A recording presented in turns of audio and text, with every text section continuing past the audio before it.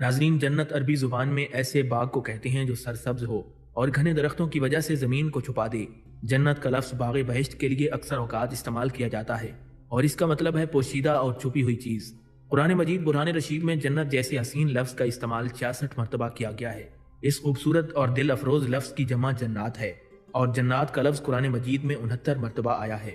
جنت ایسا مقام ہے جہاں ایسی نعمتیں، راحتیں، لذتیں، عیشیں اور خوشیاں ہوں گی کہ ان کا دنیا میں تصور ہی نہیں کیا جا سکتا۔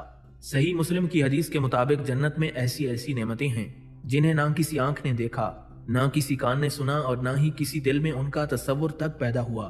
جن لوگوں نے اللہ تعالیٰ کی ربوبیت اور رحمت للعالمین حضرت محمد مصطفیٰ صلی اللہ تعالیٰ علیہ وسلم کی رسالت اور دین اسلام کی حقانیت کو دل و جان سے تسلیم کیا اور اپنی زندگی مالک ارض و سما کے احکام اور محبوب کبریا کے طریقے اور اسلام کے ذریعے اصولوں کے مطابق بسر کی، ان وفاشیار بندوں کے لیے اللہ رب العزت نے جنت تیار کر رکھی ہے اور یہی لوگ کاروان جنت میں شامل ہوں گے۔ جنت کے وہ نام جو قرآن مجید کی آیات مبارکہ میں بیان کیے گئے ہیں وہ یہ ہیں: دارالسلام یعنی گوشہ امن و سلامتی، دارالخلد یعنی ہمیشہ رہنے کا مسکن، دارالمقامت یعنی دل نشین محل، دارالآخرہ یعنی آخرت کا گھر، اور مقام امین جس کا مطلب ہے امن و عافیت کی جگہ۔ اس کے ساتھ ساتھ جنت کو جنت الماوا، جنات عدن، جنات النعیم اور جنات الفردوس کے نام سے بھی بیان کیا گیا ہے۔ جنت کی وسعت کا حقیقی ادراک نہ صرف مشکل بلکہ ناممکن ہے۔ یوں سمجھ لیں کہ جنت ایک خوبصورت اور حسین مملکت ہے جو اس کرۂ ارض کے مقابلے میں اربوں خربوں گنا زیادہ وسیع و عریض ہے۔ جنت کا ایک چھوٹا سا جزیرہ بھی اس کرۂ ارض سے سینکڑوں گنا زیادہ وسیع اور کشادہ ہوگا۔ جنت میں سب سے آخر میں داخل ہونے والے ادنا ترین جنتی کو جو جاگیر عطا کی جائے گی وہ بھی اس پوری دنیا سے 10 گنا بڑی ہوگی۔ حضرت عبداللہ ابن مسعود رضی اللہ تعالیٰ عنہ فرماتے ہیں کہ سرکار مدینہ صلی اللہ تعالیٰ علیہ وسلم نے ارشاد فرمایا: میں سب سے آخر میں دوزخ سے نکل کر جنت میں داخل ہونے والے آدمی کو پہچانتا ہوں۔ وہ شخص اپنے سرینوں کو گھسیٹتا ہوا جنت میں داخل ہوگا تو دیکھے گا کہ لوگ اپنی اپنی جگہ آباد ہو چکے ہیں۔ اس سے پوچھا جائے گا: تمہیں وہ وقت یاد ہے جب تم جہنم میں تھے؟ وہ عرض کرے گا: جی ہاں یاد ہے۔ پھر کہا جائے گا: تمہیں جنت میں جتنی جاگیر چاہیے اس کی خواہش کرو۔ وہ شخص اپنی خواہش کرے گا۔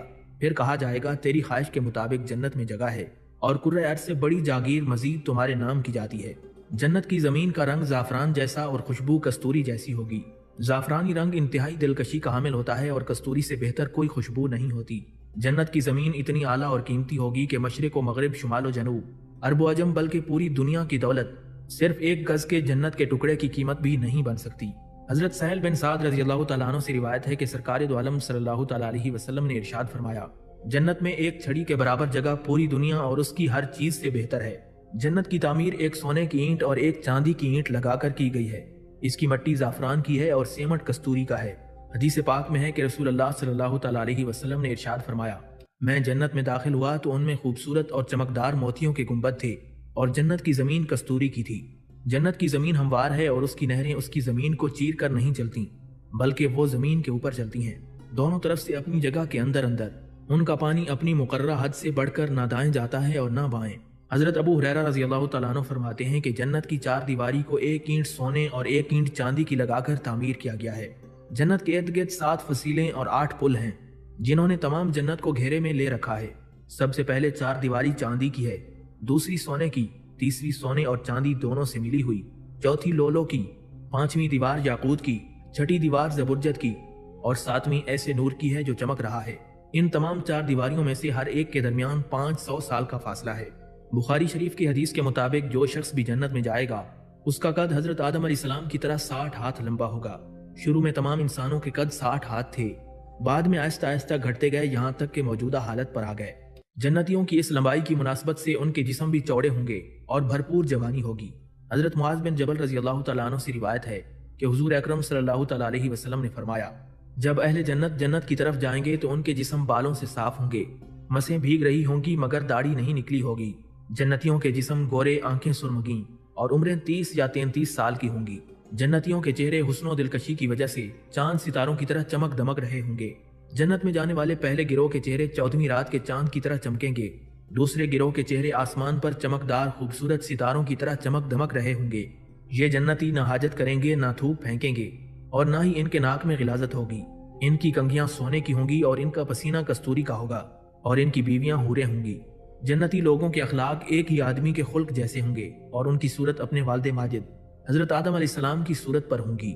جب یہ جنتی کارواں اپنی منزل پر پہنچ جائے گا تو امیر کارواں نبی آخر الزمان حضرت محمد مصطفیٰ صلی اللہ تعالیٰ علیہ وسلم دروازے پر دستک دیں گے۔ جنت کا دربان عرض کرے گا کون ہے؟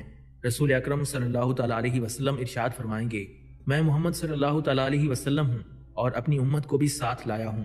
یہ سنتے ہی فوراً دروازے کھول دیے جائیں گے، فرشتے استقبال کے لیے آگے بڑھیں گے اور کاروان صدق و صفا کو سلامی دیتے ہوئے اہلاً و سہلاً مرحبا اور خوش آمدید کہیں گے۔ حضرت ابو ہریرہ رضی اللہ تعالیٰ عنہ سے روایت ہے کہ حضور اکرم صلی اللہ تعالیٰ علیہ وسلم نے ارشاد فرمایا اس ذات کی قسم جس کے قبضہ قدرت میں میری جان ہے، بے شک جنت کے دروازے کی درمیانی مسافت ایسے ہے جیسے مکہ مکرمہ سے حجد یا حجد سے مکہ مکرمہ۔ حجد بحرین کا ایک شہر ہے جو کہ سمندر کے کنارے واقع ہے اور یہ مکہ مکرمہ سے بہت دور ہے۔ ان دونوں شہروں کے درمیان تقریباً 1160 کلومیٹر کا فاصلہ ہے۔ حضور نبی کریم صلی اللہ تعالیٰ علیہ وسلم نے سمجھانے کے لیے مثالاً فرمایا کہ حجد بہت دور ہے اور مکہ اور حجد کے درمیان بہت زیادہ فاصلہ ہے، اسی طرح جنت کے دروازوں کی ایک چوکھٹ سے لے کر دوسری چوکھٹ تک بہت زیادہ فاصلہ ہے۔ حضرت ابو سعید خدری رضی اللہ تعالیٰ عنہ سے روایت ہے کہ حضور اکرم صلی اللہ تعالیٰ علیہ وسلم نے ارشاد فرمایا جنت کے دروازوں کا درمیانی فاصلہ تقریباً 40 سال کے سفر کے برابر ہے۔ ناظرین، جنت کے بڑے بڑے 8 دروازے ہوں گے اور ہر دروازے کے درمیان جو چوڑائی ہوگی اس کا اندازہ کرنا مشکل ہے۔ حضرت ابن مسعود رضی اللہ تعالیٰ عنہ سے روایت منقول ہے کہ جنت کے 8 دروازے ہیں، ان میں سے 7 دروازے بند ہیں اور ایک توبہ والوں کے لیے کھلا ہے۔ جب قرب قیامت سورج مغرب سے طلوع ہوگا تو پھر وہ دروازہ بھی بند کر دیا جائے گا۔ جس شخص نے اللہ کی رضا کے لیے 2 قسم کے نیک کاموں کی پابندی کی اسے جنت کے ہر دروازے سے داخلے کی دعوت دی جائے گی اور ہر دروازہ یا اس کا دربان یہ پکارے گا اے اللہ کے بندے، یہ دروازہ بہت اچھا ہے، یہاں سے گزر جا۔ نماز کی پابندی کرنے والے کو باب الصلاۃ سے دعوت ملے گی، مجاہدین کو باب الجہاد سے داخل ہونے کی دعوت دی جائے گی، روزے داروں کو باب الریان سے آواز آئے گی اور صدقہ دینے والوں کو باب الصدقہ سے بلایا جائے گا۔ ناظرین، جنت کے درخت انتہائی خوبصورت، گھنے، سرسبز اور طویل و عریض قامت والے ہوں گے۔ جنت کے ایک درخت کے سائے میں اگر ایک گھوڑ سوار شخص 100 سال تک چلتا رہے تب بھی اسے عبور نہیں کر سکے گا۔ ان حسین درختوں اور پودوں کا یہ عالم ہوگا کہ یہ اس قدر سرسبز اور شاداب ہوں گے گویا ان کی رنگت سیاہی مائل نظر آئے گی۔ جنت کے دل فریب، خوبصورت، سرسبز و شاداب، جمیل اور طویل و عریض درختوں کے تنے خالص سونے کے ہوں گے۔ حضرت عبداللہ ابن عباس رضی اللہ تعالیٰ عنہ سے روایت ہے کہ حضور نبی کریم صلی اللہ تعالیٰ علیہ وسلم نے جنت کی کھجور کی دلکشی بیان کرتے ہوئے فرمایا جنت کی کھجوروں کے تنے سبز زمرد کے ہوں گے اور ٹہنیوں کی جڑیں سرخ سونے کی ہوں گی۔ جنتیوں کے لباس اور جبے بھی اسی سے تیار کیے جائیں گے۔ ان کھجوروں کا پھل مٹکے یا ڈول کے برابر ہوگا جو دودھ سے زیادہ سفید، شہد سے زیادہ میٹھا اور مکھن سے زیادہ نرم و ملائم ہوگا۔ جنت میں ہر موسم کے پھل ایک ہی وقت میں دستیاب ہوں گے اور انہیں حاصل کرنے کے لیے کسی تگ و دو کی ضرورت نہیں ہوگی۔ جیسے ہی اہل جنت کے دل میں خیال آئے گا کہ وہ کسی پھل کو کھانے کا ارادہ کریں تو وہ درخت خود بخود ان کے سامنے اپنے پھل اور ٹہنیاں جھکا دے گا اور جنتی اٹھتے بیٹھتے چلتے پھرتے غرض جب چاہیں گے، جس حالت میں چاہیں گے، ان درختوں سے پھل حاصل کر سکیں گے۔ ان شیریں خوش ذائقہ پھلوں میں سے کسی پھل کا ایک خوشہ اگر دنیا میں آ جائے تو زمین و آسمان کی ساری مخلوقات کے کھانے سے بھی کبھی ختم نہ ہو۔ چنانچہ ایک مرتبہ رسول اللہ صلی اللہ تعالیٰ علیہ وسلم نے ارشاد فرمایا میرے سامنے جنت، اس کے پھل پھول، سرسبزی و شادابی اور اس کی ساری نعمتیں پیش کی گئیں۔ میں نے ان میں سے ایک خوشہ تمہارے لیے لینا چاہا لیکن روک دیا گیا۔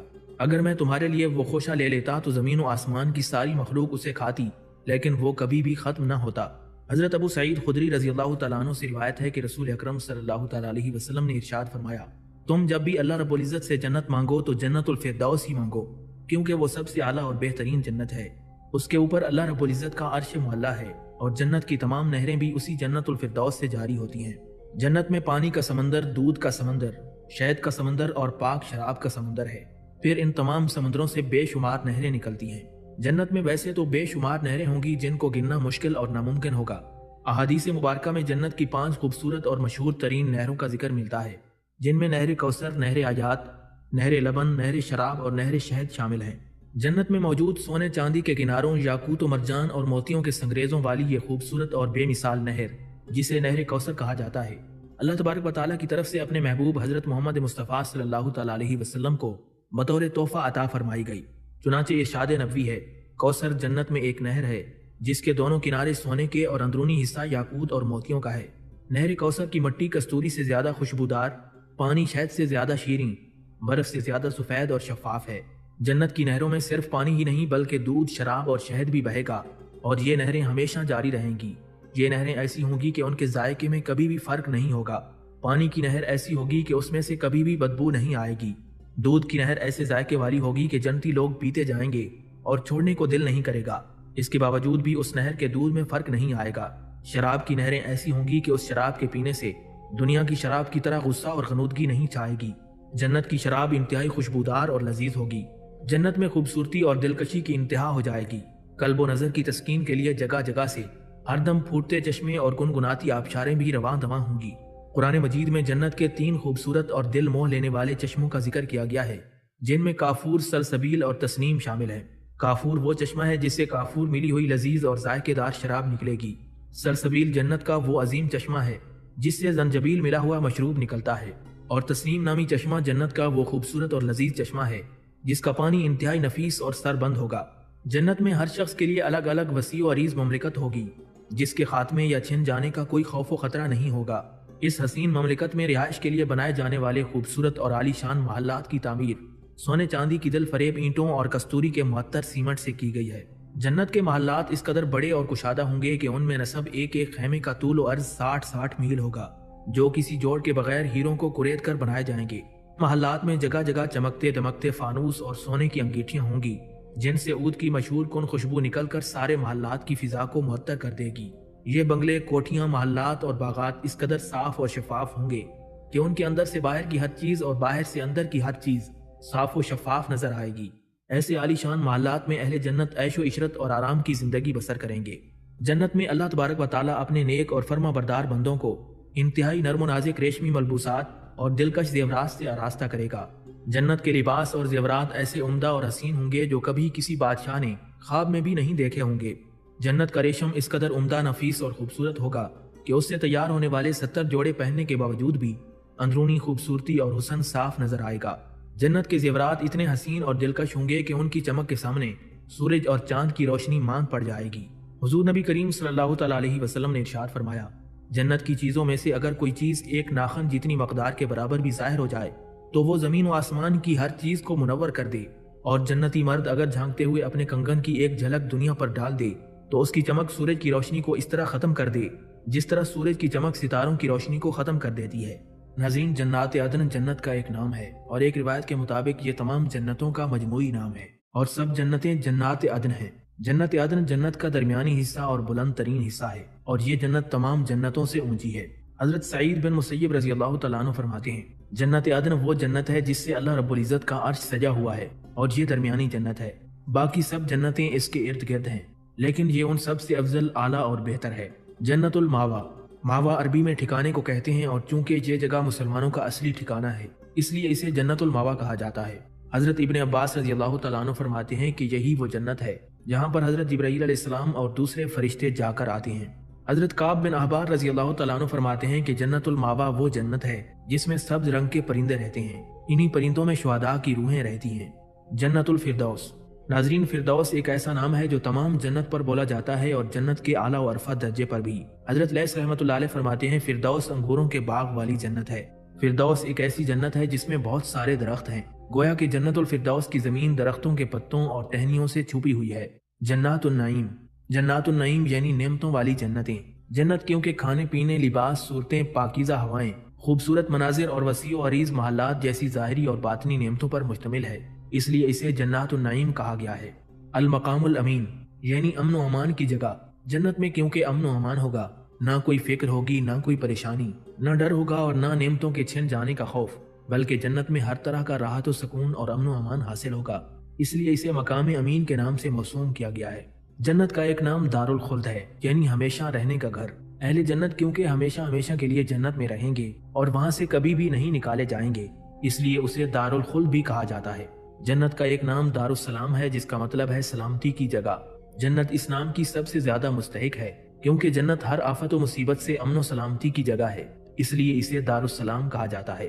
جنت کا نام دار السلام اس لیے بھی ہے کہ اس میں سلام کے تحفے پیش کیے جائیں گے۔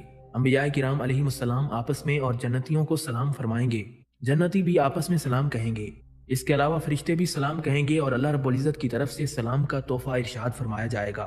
جنت کا ایک اور نام دار المقامہ ہے، یعنی ہمیشہ ہمیشہ کی قیام گاہ۔ جنت کا ایک نام دار الحیوان ہے، یعنی ایسی قیام گاہ جس میں ہمیشہ کی زندگی عطا کی جائے گی، کیونکہ جنت میں زندگی ختم نہیں ہوگی اور موت بھی نہیں آئے گی، اجسام و ارواح فنا نہیں ہوں گے، اس لیے اسے دارالحیوان بھی کہا گیا ہے۔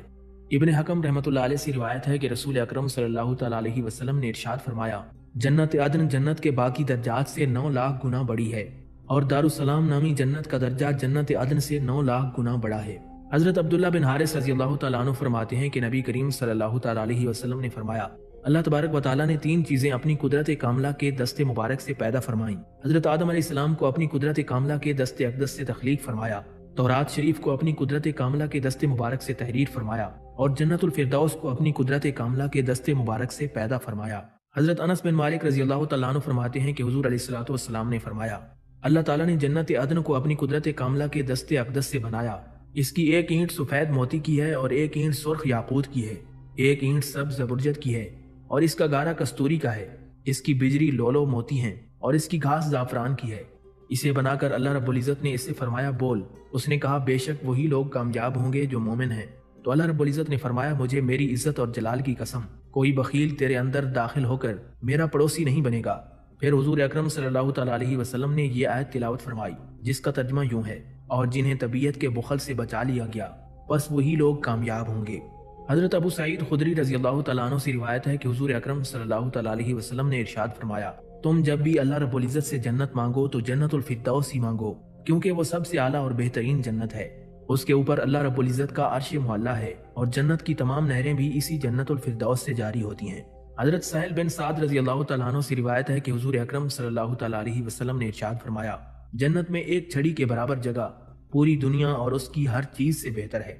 حضرت ابو امامہ رضی اللہ تعالیٰ عنہ سے روایت ہے کہ رسول اللہ صلی اللہ تعالیٰ علیہ وسلم سے جنت کے بستروں کی بلندی کے بارے میں سوال کیا گیا تو آپ نے فرمایا، اگر کوئی جنتی اپنے بستر سے گرایا جائے تو نیچے پہنچنے تک اسے 100 سال کا عرصہ لگے گا۔ جنت کے بستروں کا اندرونی حصہ باریک ریشم کا اور ظاہری حصہ گہرا سرخ ہوگا۔ ناظرین، دنیا میں جسم اور روح کا رشتہ قائم رکھنے کے لیے کچھ نہ کچھ کھانا پینا انسان کی مجبوری ہے، لیکن کھانے پینے کے معاملے میں کسی بھی شخص کو مکمل آزادی حاصل نہیں۔ طبیعتوں کے اختلاف کی وجہ سے ایک کے لیے اگر کوئی چیز منع ہے تو دوسرے کے لیے کوئی اور، لیکن جنت میں ان تمام پابندیوں سے آزادی ہوگی۔ جب چاہے، جہاں چاہے، جتنا چاہے کھائے پیے۔ ہر جنتی کو کھانے پینے میں کسی بھی قسم کی کوئی رکاوٹ نہیں ہوگی۔ جنتی پھل کبھی نہ ختم ہوں گے اور نہ روکے جائیں گے۔ اہل جنت کو جو چیز سب سے پہلے ضیافت کے طور پر دی جائے گی وہ لذیذ مچھلی ہوگی۔ جنت میں من پسند مشروب سلسبیل کے جام پیش کیے جائیں گے۔ مچھلی کی ضیافت کے بعد ہر روز چاق و چوبند خوبصورت اور حسین و جمیل خدام سونے اور چاندی کے چمکدار شیشے کے برتنوں میں شیریں اور تازہ پھل، پسند پرندوں کا بھنا ہوا گوشت اور شراب طہور کے ساغر لیے ہمتن خدمت میں حاضر رہیں گے۔ اللہ رب العزت کی اہل جنت پر مہربانیوں میں ایک مہربانی یہ بھی ہوگی کہ وہ جنت میں ان کے ساتھ ان کی نیک بیویوں کو بھی اکٹھا فرمائے گا اور انہیں خواتین اول کا درجہ اور حوروں پر سرداری عطا فرمائے گا۔ حضرت ام سلمہ رضی اللہ تعالیٰ عنہ فرماتی ہیں کہ میں نے بارگاہ مصطفیٰ میں عرض کیا، یا رسول اللہ صلی اللہ علیہ وسلم، جنت میں دنیا کی عورت افضل ہوگی یا حور؟ رسول اکرم صلی اللہ تعالیٰ علیہ وسلم نے فرمایا، دنیا کی عورت کو حوروں پر وہی فضیلت حاصل ہوگی جو باہر والے کپڑے کو اندر والے کپڑے پر حاصل ہوتی ہے۔ اندر والا کپڑا باہر والے کپڑے کے مقابلے میں بہت معمولی سا ہوتا ہے، اس لیے جنت کی ملکہ یا خاتون اول کے سامنے حوروں کی حیثیت بہت معمولی سی ہوگی۔ جنتی خاتون کا حسن بھی حوروں سے کئی گنا زیادہ ہوگا، اور یہ حسن اسے اس کی عبادت کی وجہ سے دیا جائے گا۔ یہ حسن روز بروز بڑھتا ہی چلا جائے گا اور اس میں کسی قسم کی کوئی خرابی واقع نہیں ہوگی، بشرط ایمان دنیاوی میاں بیوی جنت میں میاں بیوی کی حیثیت سے اکٹھے رہیں گے۔ اگر کسی عورت کا شوہر جنتی نہ ہوا تو اس کی شادی کسی دوسرے جنتی شخص سے کر دی جائے گی۔ شوہر کی وفات کی وجہ سے اگر کسی نیک عورت کے دنیا میں ایک سے زائد شوہر ہوئے تو اسے اس کی مرضی کے مطابق جس کے ساتھ وہ چاہے گی رہنے کا اختیار دیا جائے گا۔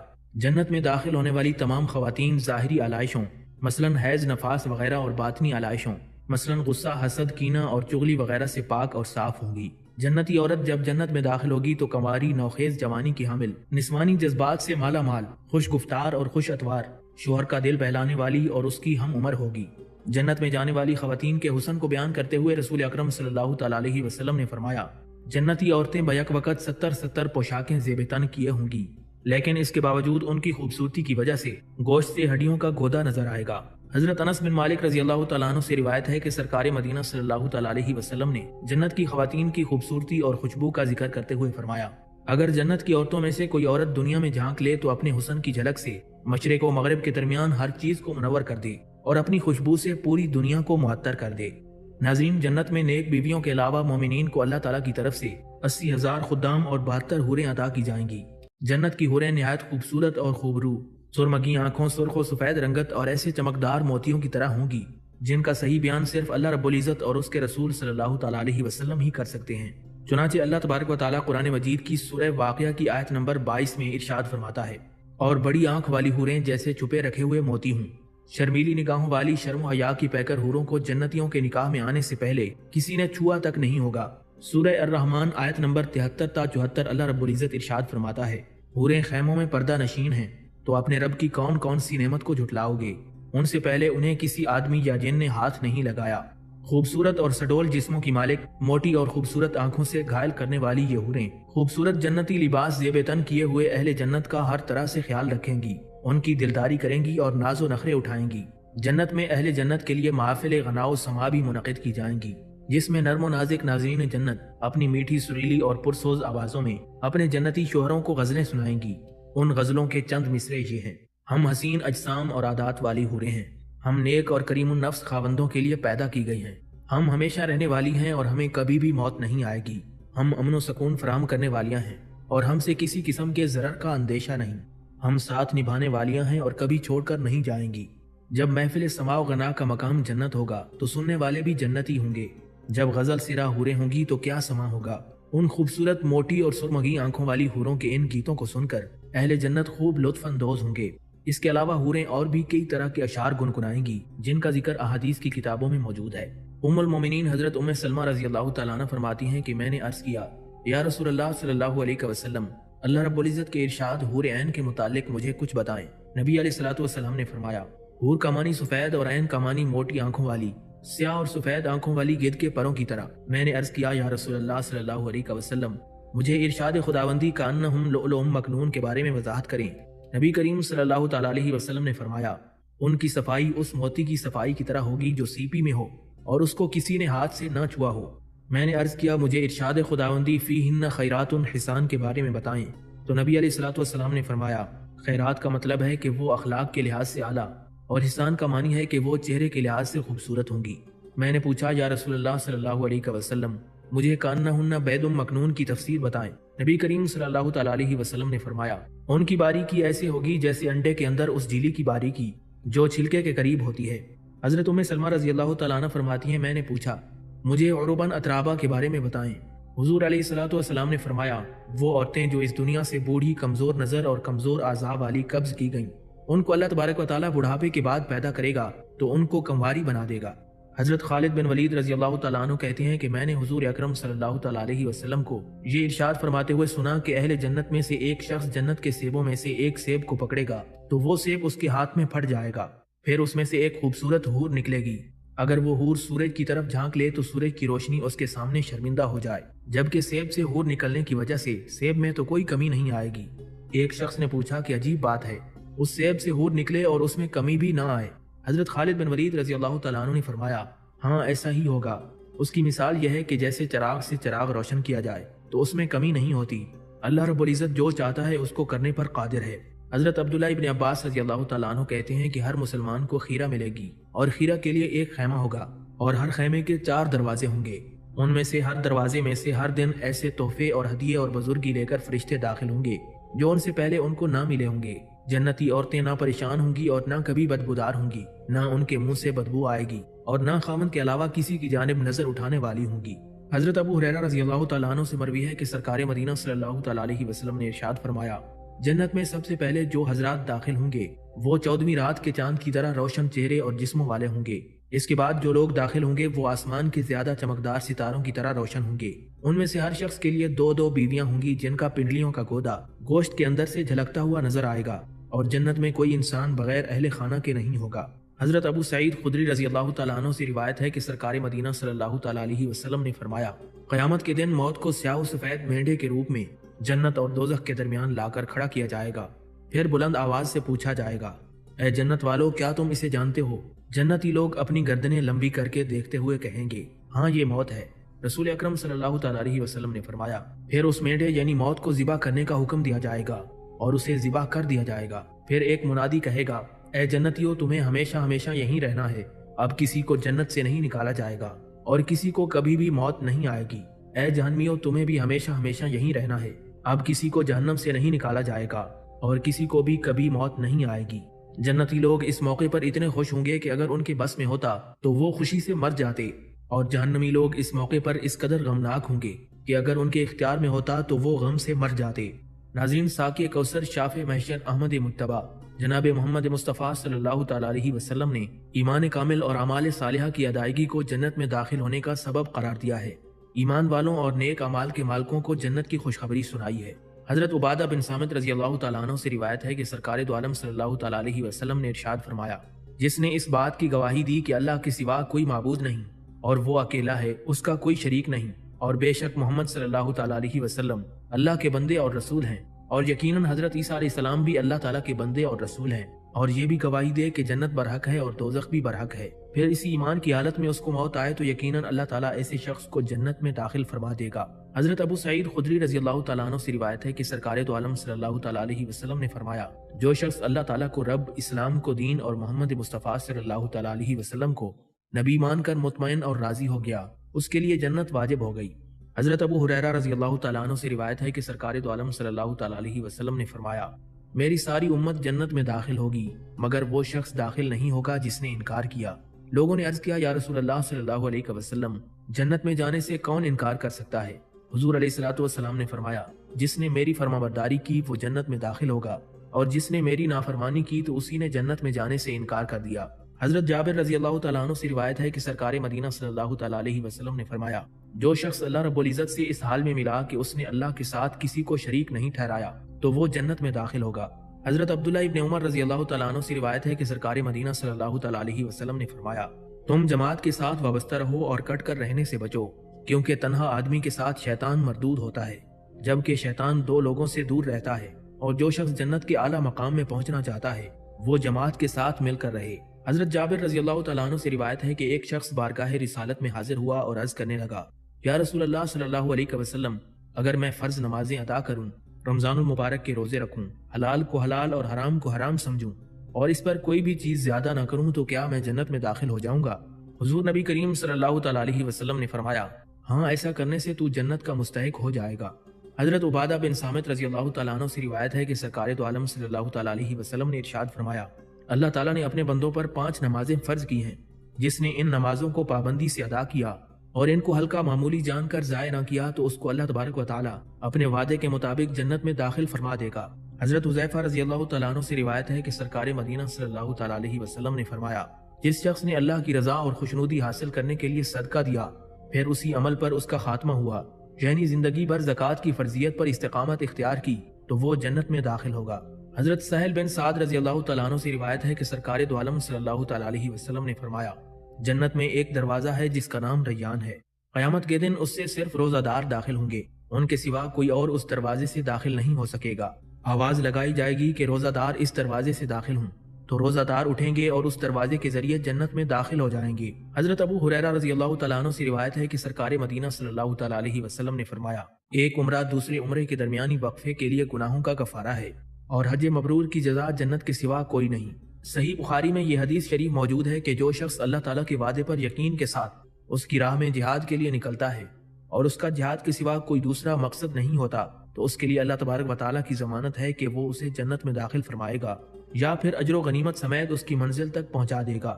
حضرت ابو ہریرہ رضی اللہ تعالیٰ عنہ سے روایت ہے کہ سرکار دو عالم صلی اللہ تعالیٰ علیہ وسلم نے فرمایا، ابن آدم جب آیت سجدہ پر سجدہ کرتا ہے تو شیطان مردود روتے ہوئے اس سے دور بھاگ جاتا ہے۔ شیطان کہتا ہے، ہائے بد نصیبی، ابن آدم کو سجدہ کرنے کا حکم ہوا تو اس نے سجدہ کر لیا، چنانچہ اس کے لیے جنت ہے، اور مجھے سجدہ کرنے کا حکم ملا اور میں نے انکار کر دیا، لہٰذا میرے لیے تو جہنم ہے۔ حضرت عمران بن حسین رضی اللہ تعالیٰ عنہ سے روایت ہے کہ سرکار دو عالم صلی اللہ تعالیٰ علیہ وسلم نے فرمایا، میری امت میں سے 70,000 لوگ بغیر حساب کتاب کے جنت میں داخل ہوں گے۔ صحابہ کرام رضی اللہ تعالیٰ عنہ نے عرض کیا، یا رسول اللہ صلی اللہ علیہ وسلم، وہ کون لوگ ہیں؟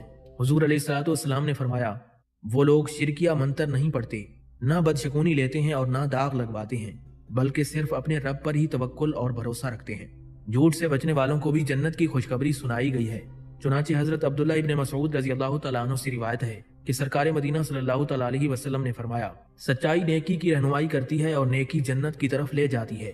آدمی مسلسل سچ بول کر صدیقین کے مقام تک پہنچ جاتا ہے، اس کے برعکس جھوٹ برائی کا راستہ دکھاتا ہے اور برائی دوزخ میں گرا دیتی ہے۔ مسلسل جھوٹ بولنے سے آدمی اللہ کے ہاں کذاب لکھا جاتا ہے۔ زبان اور شرم گاہوں کو ناجائز جگہ استعمال کرنے سے پرہیز کرنے والوں کو بھی جنت کی خوشخبری سنائی گئی ہے۔ چنانچہ حضرت سہیل بن سعد رضی اللہ تعالیٰ عنہ سے روایت ہے کہ حضور علیہ الصلوۃ والسلام نے فرمایا، جو شخص مجھے 2 جبڑوں کے درمیان والی چیز یعنی زبان کی اور 2 ٹانگوں کے درمیان والی چیز یعنی شرمگاہ کی ضمانت دے دے کہ ان کو غلط استعمال نہیں کرے گا تو میں اسے جنت کی ضمانت دیتا ہوں۔ ناظرین، باحیا ہونا بھی جنتی ہونے کی علامت ہے۔ حضرت ابو ہریرہ رضی اللہ تعالیٰ عنہ سے روایت ہے کہ نبی کریم صلی اللہ تعالیٰ علیہ وسلم نے فرمایا، حیاداری ایمان کا حصہ ہے اور ایمان جنت میں داخلے کا سبب ہے۔ بے حیائی جفا ہے اور جفا جہنم میں لے جاتی ہے۔ سنت مؤکدہ پر پابندی کرنا بھی جنتی ہونے کی علامت ہے۔ چنانچہ حضرت ام حبیبہ رضی اللہ تعالیٰ عنہ سے روایت ہے کہ سرکار مدینہ صلی اللہ تعالیٰ علیہ وسلم نے فرمایا، جو بھی مسلمان فرض نمازوں کے علاوہ ہر روز 12 رکعتیں نفل اللہ تعالیٰ کی رضا کے لیے پڑھتا ہے تو اللہ تبارک و تعالیٰ اس کے لیے جنت میں خوبصورت محل تیار فرماتا ہے۔ والدین کی تابع فرمانی کرنے والوں کو بھی جنت کی خوشخبری سنائی گئی ہے۔ چنانچہ حضرت ابو ہریرہ رضی اللہ تعالیٰ عنہ سے روایت ہے کہ حضور اکرم صلی اللہ تعالیٰ علیہ وسلم نے فرمایا، اس آدمی کی ناک خاک آلود ہو، وہ ذلیل اور رسوا ہو جائے۔ عرض کیا، یا رسول اللہ صلی اللہ علیہ وسلم کون؟ نبی کریم صلی اللہ تعالیٰ علیہ وسلم نے فرمایا، جس نے اپنے والدین میں سے کسی ایک کو یا دونوں کو بڑھاپے میں پایا لیکن ان کی خدمت کر کے جنت میں داخل نہ ہو سکا۔ اس کے علاوہ سلام عام کرنے والوں، کھانا کھلانے والوں، صلہ رحمی کرنے والوں اور رات کے وقت تہجد اور تراویح کی نماز پڑھنے والوں کو بھی جنت کی خوشخبری سنائی گئی ہے۔ حضرت عبداللہ بن سلام رضی اللہ تعالیٰ عنہ سے روایت ہے کہ حضور اکرم صلی اللہ تعالیٰ علیہ وسلم نے فرمایا، اے لوگو سلام عام کرو، یعنی جب کسی مسلمان کو ملو تو السلام علیکم کہا کرو، لوگوں کو کھانا کھلاؤ، صلہ رحمی کے تقاضے پورے کرو، رات کو جب لوگ سو رہے ہوں تو نماز تہجد اور تراویح ادا کیا کرو، کیونکہ اس طرح تم سلامتی کے ساتھ جنت میں داخل ہو جاؤ گے۔ جو آدمی صدق کے دل سے اللہ رب العزت کی بارگاہ میں جنت کا سوال کرتا ہے تو اللہ تعالیٰ اسے جنت عطا فرما دیتا ہے۔ چنانچہ حضرت انس بن مالک رضی اللہ تعالیٰ عنہ سے روایت ہے کہ نبی کریم صلی اللہ تعالیٰ علیہ وسلم نے فرمایا، جس نے 3 بار اللہ رب العزت سے جنت کا سوال کیا تو اس کے لیے جنت بذات خود اللہ رب العزت سے سفارش کرتی ہے کہ اے اللہ اسے جنت میں داخل فرما دے۔ بھیک نہ مانگنے والوں کے لیے بھی جنت کی بشارت ہے۔ چنانچہ حضرت ثوبان رضی اللہ تعالیٰ عنہ سے روایت ہے کہ نبی کریم صلی اللہ تعالیٰ علیہ وسلم نے فرمایا، جو شخص مجھے اس بات کی ضمانت دے کہ وہ لوگوں سے بھیک نہیں مانگے گا تو میں اس کے لیے جنت کی ضمانت دیتا ہوں۔ ناظرین، سورہ اخلاص سے محبت ہونا بھی جنتی ہونے کی علامت ہے۔ چنانچہ حضرت انس بن مالک رضی اللہ تعالیٰ عنہ سے روایت ہے کہ ایک صحابی مسجد قباء میں امام تھے، وہ ہر رکعت میں قل هو اللہ احد ضرور پڑھتے تھے۔ حضور نبی کریم صلی اللہ تعالیٰ علیہ وسلم نے ان سے پوچھا، تم یہ سورت ہر رکعت میں کیوں پڑھتے ہو؟ اس صحابی نے عرض کیا، یا رسول اللہ صلی اللہ علیہ وسلم، مجھے اس سورت مبارکہ سے محبت اور لگاؤ ہے جس کی وجہ سے میں اسے ہر رکعت میں پڑھتا ہوں۔ حضور نبی کریم صلی اللہ تعالیٰ علیہ وسلم نے فرمایا، اس کی محبت تجھے جنت میں داخل کروا دے گی۔ صحیح مسلم کی حدیث کے مطابق تحیۃ الوضو کے نوافل پڑھنے والے کو بھی جنت کی بشارت دی گئی ہے۔ چنانچہ حضرت عقبہ بن عامر رضی اللہ تعالیٰ عنہ سے روایت ہے کہ نبی کریم صلی اللہ تعالیٰ علیہ وسلم نے فرمایا، جو مسلمان اچھی طرح سے وضو کرے پھر دل و دماغ کی حاضری کے ساتھ 2 رکعت نماز ادا کرے تو اس کے لیے جنت واجب ہو گئی۔ فرضوں کے بعد آیت الکرسی پڑھنے والوں کی بھی بڑی شان ہے۔ چنانچہ حضرت علی رضی اللہ تعالیٰ عنہ سے روایت ہے کہ نبی کریم صلی اللہ تعالیٰ علیہ وسلم نے ارشاد فرمایا، جو شخص ہر فرض نماز کے بعد آیت الکرسی پڑھے گا تو اس کے لیے جنت میں داخل ہونے میں صرف موت کی رکاوٹ ہے۔ ناظرین، صبر کرنے والوں اور اس پر اجر کے طالبوں کے لیے بھی جنت کی بشارت ہے۔ چنانچہ حضرت ابو امامہ رضی اللہ تعالیٰ عنہ سے روایت ہے کہ حضور نبی کریم صلی اللہ تعالیٰ علیہ وسلم نے فرمایا، اللہ تعالیٰ فرماتا ہے، اے ابن آدم، اگر تو صدمے کی ابتدا کے وقت صبر کر لے اور اجر کا طلبگار بن جائے تو میں تیرے لیے جنت سے کم کسی ثواب پر راضی نہیں ہوں گا۔ ناظرین، مجاہد کو، پانی میں ڈوب کر مرنے والے کو، پیٹ کی بیماری میں فوت ہونے والے کو اور طاعون کے مرض سے مرنے والے کو شہید قرار دیا گیا ہے، اور جو عورت نفاس کی حالت میں فوت ہو جائے تو اس کے متعلق جنت کی بشارت ہے۔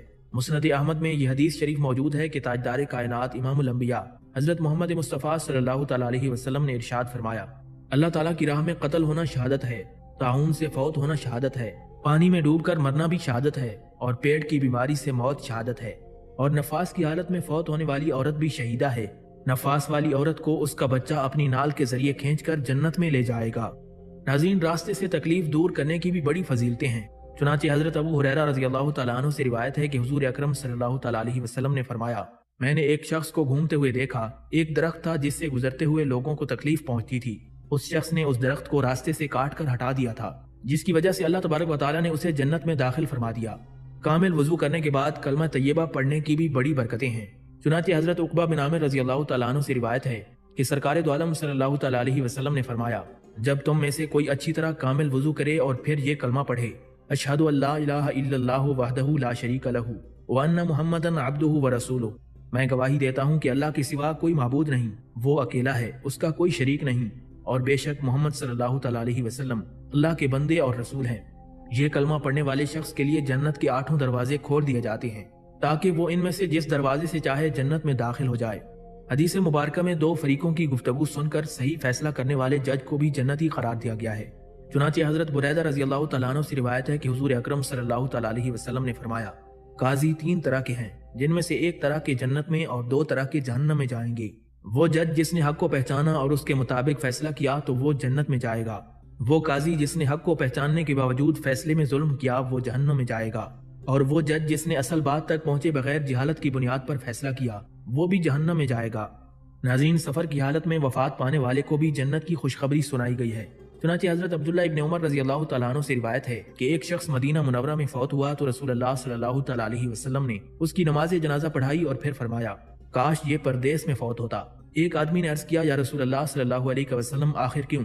हुजूर अलैहिस्सलातु वस्सलाम ने फरमाया, जब आदमी परदेस में फौत होता है तो उसकी रिहाइश से लेकर मौत के मकाम तक जितनी मुसाफत बनती है उसे जन्नत में इजाफी जगह दी जाती है। मुसलमान की पर्दा पोशी करना भी बहुत बड़ी नेकी है। चुनांचे हजरत अब्दुल्ला इब्न उमर रजी अल्लाह तआला अन्हु से रिवायत है कि हुजूर अकरम सल्लल्लाहु तआला अलैहि वसल्लम ने फरमाया, जिसने दुनिया में किसी मुसलमान की पर्दा पोशी की, अल्लाह रब्बुल इज्जत क़यामत के दिन उसके ऐबों पर पर्दा डाल देगा। तबरानी की रिवायत के मुताबिक पर्दा पोशी करने के साथ साथ अल्लाह रब्बुल इज्जत उसे जन्नत में भी दाखिल फरमाएगा। अल्लाह रब्बुल इज्जत की रजा के लिए मस्जिद तामीर करने वाले के नामे अमाल में कसीर नेकियां लिख दी जाती हैं। चुनांचे हजरत उस्मान इब्न अफ़्फ़ान रजी अल्लाह तआला अन्हु से रिवायत है कि हुजूर अकरम सल्लल्लाहु तआला अलैहि वसल्लम ने फरमाया, जो शख्स रिज़ाए इलाही के हुसूल के लिए मस्जिद तामीर करता है तो अल्लाह तबारक व तआला उसके लिए जन्नत में खूबसूरत महल तामीर फरमा देता है। नाज़रीन, अल्लाह की रिजा की खातिर अजान देने वाले मुअज्जिन की भी बड़ी फजीलत है। चुनांचे हजरत अब्दुल्ला इब्न उमर रजी अल्लाह तआला अन्हु से रिवायत है कि सरकार दो आलम सल्लल्लाहु तआला अलैहि वसल्लम ने फरमाया, जिस शख्स ने अल्लाह रब्बुल इज्जत की रिजा के लिए 12 साल तक आजान दी उसके लिए जन्नत वाजिब हो जाती है। इसी तरह फर्ज नमाज अदा करने वाली, रमजान के रोजे रखने वाली, अपनी इज्जत की हिफाजत करने वाली और अपने शौहर की ताबेदारी करने वाली औरत को भी जन्नत की नवीद सुनाई गई है। हजरत अबू हुरैरा रजी अल्लाह तआला अन्हु से रिवायत है कि हुजूर अलैहिस्सलातु वस्सलाम ने फरमाया, जो औरत 5 फर्ज नमाजें पढ़े, माह रमजान मुबारक के रोजे रखे, अपनी शर्मगाहों की हिफाजत करे और अपने खावंद की फर्माबरदारी करे तो वो जन्नत के दरवाजों में से जिस दरवाजे से चाहेगी दाखिल हो जाएगी। नाज़रीन, बीमार मुसलमान की तीमारदारी करने की भी बड़ी फजीलत है। चुनांचे हजरत अली रजी अल्लाह तआला अन्हु से रिवायत है कि हुजूर अलैहिस्सलातु वस्सलाम ने फरमाया, जो शख्स सुबह के वक्त किसी मुसलमान मरीज की अयादत करता है तो उसके लिए 70,000 फरिश्ते शाम तक दुआएं करते रहते हैं, और जो शाम को किसी मरीज की अयादत करता है तो उसके लिए 70,000 फरिश्ते सुबह तक दुआएं करते रहते हैं, और उसके लिए जन्नत में तरोताजा और पके हुए फल होंगे। तलबे इल्म में लगे रहने की भी बड़ी फजीलत है। चुनांचे हजरत अबू हुरैरा रजी अल्लाह तआला अन्हु से रिवायत है कि हुजूर अलैहिस्सलातु वस्सलाम ने फरमाया, जो शख्स हुसूल इल्म की राह पर चलता है तो अल्लाह तबारक व तआला उसके बदले में उसके लिए जन्नत की राह आसान फरमा देता है। नाज़रीन, हसद और कीने जैसे बड़े गुनाहों से बचने वाले को भी जन्नत की बिशारत दी गई है। चुनांचे हजरत अनस बिन मालिक रजी अल्लाह तआला अन्हु से रिवायत है कि हुजूर अकरम सल्लल्लाहु तआला अलैहि वसल्लम 3 दिन तक हमें ये खुशखबरी सुनाते रहे कि अभी तुम्हारे पास एक जन्नती शख्स आएगा। इन 3 दिनों में एक ही आदमी नमूदार हुआ और आखिरकार हजरत अब्दुल्ला बिन अम्र बिन अल-आस रजी अल्लाह तआला अन्हु ने उस आदमी से इस खुशखबरी की वजह दरियाफ्त की तो उन्होंने बताया, मैं किसी मुसलमान के खिलाफ दिल में कीना नहीं रखता और अल्लाह तबारक व तआला ने उसे जो भी नेमत अता की हो उस पर कभी हसद नहीं करता। हैवानों पर रहम करने के सबब भी अल्लाह तबारक व तआला जन्नत अता फरमा देता है। चुनांचे हजरत अबू हुरैरा रजी अल्लाह तआला अन्हु से रिवायत है कि हुजूर अलैहिस्सलातु वस्सलाम ने इरशाद फरमाया, एक आदमी ने एक कुत्ते को देखा जो प्यास की वजह से गीली मट्टी चाट रहा था। उस आदमी ने अपना मूजा उतारा और उसमें पानी भरा, फिर उस कुत्ते को पानी पिलाने लगा हत्ता कि उसे सैर कर दिया। अल्लाह ताला ने उस शख्स की ये नेकी कबूल फरमाई और उसे जन्नत में दाखिल फरमा दिया। सूरह मुल्क की तिलावत करना भी आखिरत में कामयाबी की दलील है, जैसा कि सरकार दो आलम सल्लल्लाहु तआला अलैहि वसल्लम ने फरमाया है। कुरान मजीद की एक सूरत है जिसकी सिर्फ 30 आयात हैं। वो कयामत के दिन अपने पढ़ने वाले की तरफ से झगड़ा करेगी और बिल आखिर उसे जन्नत में दाखिल करवा कर रहेगी, और वो सूरत सूरह मुल्क है।